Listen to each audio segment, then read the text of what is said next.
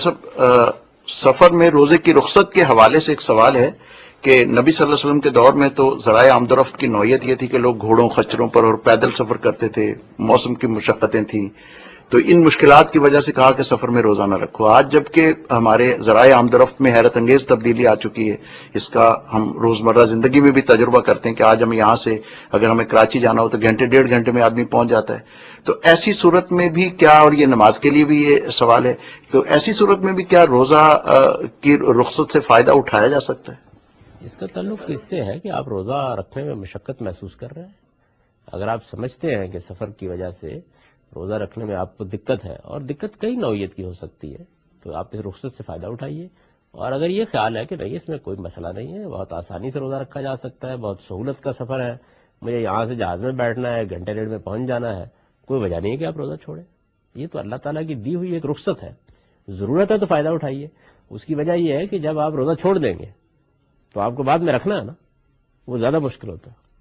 صحیح۔ اچھا، اسی طرح اگر یہی مشقت اس دوران میں پیدا ہو جاتی ہے، یعنی عام حالات میں پیدا ہو جاتی ہے، انسان سفر میں نہیں ہے، یعنی اپنی مقامی جگہ ہی پر ہے، تو کوئی مشقت کی صورت پیدا ہو جاتی ہے، اس میں اس رخصت کی بنا پر کوئی فائدہ اٹھایا جا سکتا ہے؟ دونوں چیزیں بیان کر دی نا۔ جب یہ کہا کہ من کان مریضن والا سفر، تو اس کا مطلب یہ ہے کہ سفر کے علاوہ اگر آدمی مریض ہے، بیمار ہے، تو بھی روزہ چھوڑ دے گا۔ اس سے خود بخود یہ معلوم ہوا کہ اگر کوئی ایسی صورت پیدا ہو گئی ہے جو مریض کو ہو جایا کرتی ہے، صحیح، وہ بھی روزہ چھوڑ، معذوری ہو گئی، کوئی مشکل پیش آ گئی ہے، کوئی اس طرح کا معاملہ ہے کہ آدمی کے لیے بوڑھا ہو گیا، نہیں روزہ رکھنا ممکن، ایسی بیماری ہے روزہ رکھنا ممکن نہیں ہے، آدمی تحمل نہیں کر پا رہا، ایسی شکل اس کی ہو گئی ہے۔ جیسے میں نے آپ سے عرض کیا کہ حاملہ عورتوں کے لیے